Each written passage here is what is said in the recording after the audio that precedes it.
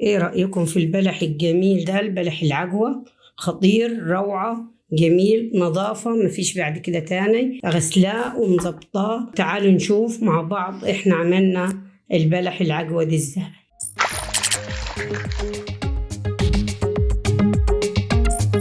صباح الخير عليكم، ازيكم؟ عاملين ايه؟ اخباركم ايه؟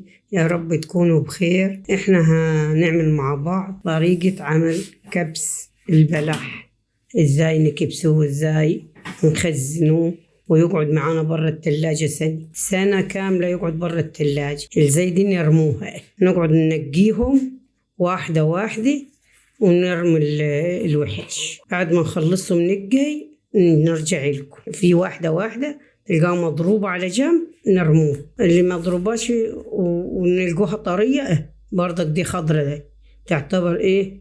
ما تتكبش عشان تخلوش يحمض. اللي تلقاها فيها خضار للأكل نطلع. اللي نلقوها زي كده ها ايه، شايفة؟ دي اللي هتبقى ايه؟ بلح الكبس زي كده ايه. لكن اللي هتبقى زي دي ايه، شايفة؟ دي ايه؟ مش بلح كبس. خليكم معايا لحظة بلحظة لغاية ما نخلصهم ونشوفهم مع بعض.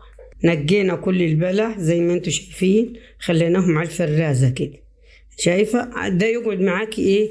للسنة برا التلاجة، وعلى ضمانتي برا التلاجة، وبعد سنة وقولي لي لو عشنا يعني. وادي اللي نقيته ده كله ايه؟ غير مرغوب فيه نرموه يعني. والبلح ده حلو خالص خالص، دول 6 كيلو واكتر من 6 كيلو، بس انا يعني ما وزنتش، انا جايبها من النخلة بره من نخلتني. نغسلهم ونشوف مع بعض، ونحطهم ونغسلوهم ونشوف هنعمل ايه فيه. في ناس كتيرة طلبت مني لازم نوريهم طريقة عمل كبس البلح اللي يقعد للسنة، تفريز البلح برا التلاج. وفي ناس يعني لو لقيتيه طري ممكن تشيليه في الفريزر. هو البلح العجوة اللي تعملي بيه المخبوزات كلها تبقى عايزة تخلي النوى منه تخليه، عاوزة ما تخليش النوى ما تخليش.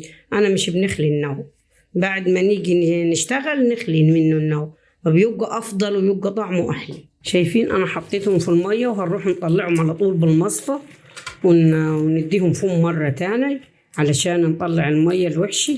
بس بسرعة بسرعة، ما تخليهوش علشان ما يزقش مية معاك.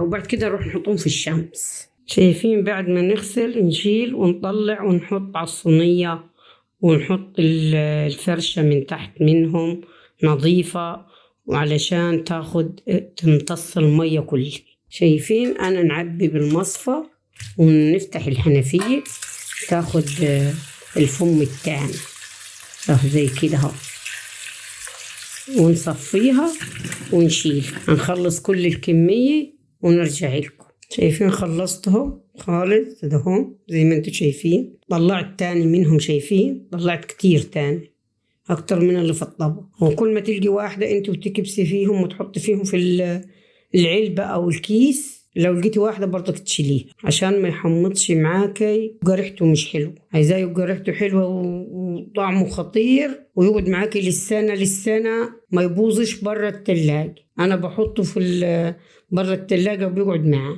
دلوقتي هنروح نحطهم في الشمس ونغطيهم برضك علشان الدبان والهموش ما يجيلهمش. اغطيهم كده والشمس هتجيهم وكل حاجة. شايفين؟ انا حطاهم في الشمس. الصينية التانية دي من امبارح، انا عملتها امبارح، والنهاردة خدت الشمس، خدوا يومين الشمس. انا عندي اكياس هكبسهم في اكياس من اكياس التخزين وهنوريهم لكم. وانا ما حبيتش نطول عليكم الفيديو، عملتهم دول من امبارح والتانيين هعملهم اللي انا وريتهم لكم هعملهم بكره ان شاء الله. وانا هختم معاكم الفيديو في دول. جبنا التانيين وحطيناهم زي ما انتوا شايفين كده. هنسيبهم النهارده، وبكره ان شاء الله زي دلوقتي هنشيلهم ونعملهم. لازم يبقوا سخنين خالص في الشمس، لولا ما تعرفي ايه تكبسيهم على بعض. هما اللي اسميه عجوه ليه؟ علشان خاطر انه لازم يبقى يتعجن ببعض وكأنك بتعجني عجين. خليكم معانا لحظه بلحظه. ادينا غطيناهم وهنسيبهم زي ما انتوا شايفين كده. جبناهم دول من الشمس التانيين زي ما انتوا شايفين، كشافتهم اهو وطراي خالص وسخنين زي ما انت شايفه كده اهو. تتعجن معاكي اهي. دلوقتي انا هشتغل فيهم ونحشيهم ونشوف مع بعض.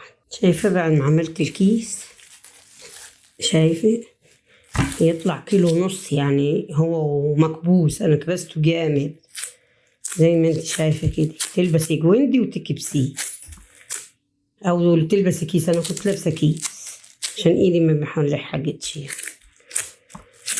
هنحطهم في كيس تاني عشان ايه؟ يتمنع الهواء خالص منهم، عشان ما يبقاش فيهم هواء. ليه؟ علشان يخلي لونهم اصفر زي ما هو كده، لكن لو سبتيه ممكن يسود معاك. شايفة انا دخلته في كيس تاني علشان ما ياخدش هواء، ونكمل الكمية كلها ونرجع لكم. شايفين الجمال؟ الجمال ايه، حلاوة ايه، ولما بتاكلي منه هيعجبك خالص خالص. باقي هنعملوه بنفس الطريقة، الصينية التانية بنفس الطريقة. وما حبيتش نطول عليكم الفيديو، ما رضيتش يعني نحشي البلح كله زي ونوريهولكم. خلاص انا حشيت دول ووريتهم لكم بنفس الطريقة بنفس الوضع. يا ريت يا جماعة اللي يعجبوا الفيديو يعملوا لنا لايك وشير واشتراك، ونشوفكم على خير بإذن الله.